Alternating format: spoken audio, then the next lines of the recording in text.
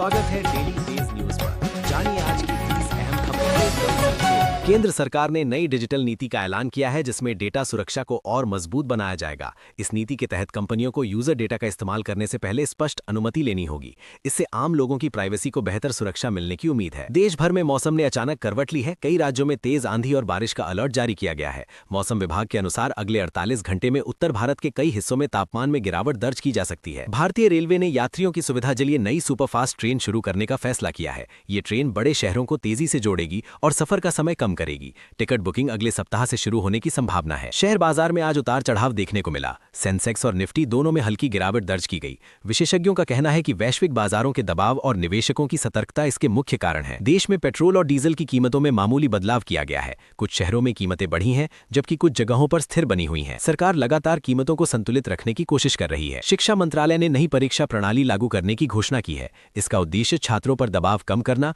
और उनकी समझ को बेहतर तरीके से आंकना है। नई प्रणाली अगले शैक्षणिक सत्र से लागू हो सकती है। स्वास्थ्य विभाग ने नए वायरस के मामलों पर नजर बनाए रखने के निर्देश दिए हैं। हालांकि स्थिति नियंत्रण में है, लेकिन सतर्कता बरतने की सलाह दी गई है। अस्पतालों को जरूरी तैयारियां पूरी करने को कहा गया है। किसानों के लिए सरकार ने नई सब्सिडी योजना की शुरुआत की है। इस योजना के तहत कृषि उपकरणों पर छूट दी जाएगी। इससे छोटे और मध्यम किसानों को काफी राहत मिलने की उम्मीद जताई जा रही है। दिल्ली में प्रदूषण स्तर फिर से बढ़ने लगा है। प्रशासन ने लोगों को मास्क पहनने और बाहरी गतिविधियां कम करने की सलाह दी है। साथ ही प्रदूषण नियंत्रण के लिए सख्त कदम उठाए जा रहे हैं। देश में इलेक्ट्रिक वाहनों को बढ़ावा देने के लिए नई नीति लागू की गई है। सरकार चार्जिंग स्टेशन बढ़ाने और सब्सिडी देने पर जोर दे रही है। इससे पर्यावरण को बचाने में मदद मिलेगी। अंतर्राष्ट्रीय स्तर पर भारत की कूटनीतिक स्थिति मजबूत हो रही है। हाल ही में कई देशों के साथ नए समझौते किए गए हैं जिससे व्यापार और सहयोग को बढ़ावा मिलेगा। बैंकिंग सेक्टर में नए नियम लागू किए गए हैं जिससे ऑनलाइन फ्रॉड को रोकने में मदद मिलेगी। ग्राहकों को अतिरिक्त सुरक्षा उपायों का लाभ मिलेगा और लेन देन पहले से ज्यादा सुरक्षित होगा। खेल जगत में भारतीय टीम ने शानदार प्रदर्शन किया है। हाल ही में खेले गए मैच में टीम ने विरोधी को हराकर बड़ी जीत दर्ज की है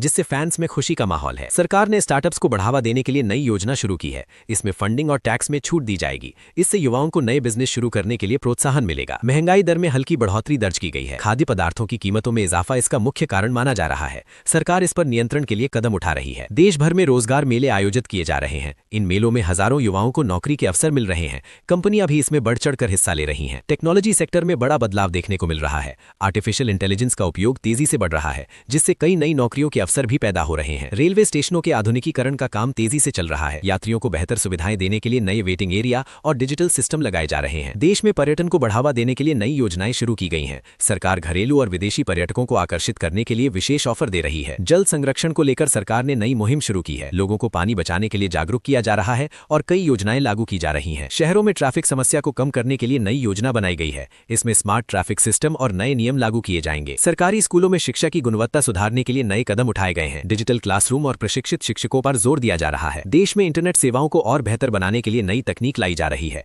इससे ग्रामीण क्षेत्रों में भी तेज इंटरनेट उपलब्ध होगा। महिला सुरक्षा को लेकर सरकार ने सख्त कानून लागू किए हैं। पुलिस को भी अतिरिक्त अधिकार दिए गए हैं ताकि अपराधों पर तेजी से कार्रवाई हो सके। खाद्य सुरक्षा को लेकर नए नियम बनाए गए हैं। मिलावट करने वालों पर सख्त कार्रवाई की जाएगी और नियमित जांच बढ़ाई जाएगी। देश में ऊर्जा संकट को दूर करने के लिए नई परियोजनाएं शुरू की गई हैं। सोलर और विंड एनर्जी पर विशेष ध्यान दिया जा रहा है। सरकार ने गरीबों के लिए नई आवास योजना का ऐलान किया है। इस योजना के तहत सस्ते घर उपलब्ध कराए जाएंगे। स्वच्छ भारत मिशन के तहत नए अभियान शुरू किए गए हैं। शहरों और गांवों में साफ सफाई को लेकर विशेष ध्यान दिया जा रहा है। देश में डिजिटल भुगतान का चलन तेजी से बढ़ रहा है। लोग कैश की जगह ऑनलाइन पेमेंट को प्राथमिकता दे रहे हैं। सरकार ने युवाओं के कौशल विकास के लिए नई योजना शुरू की है। इसमें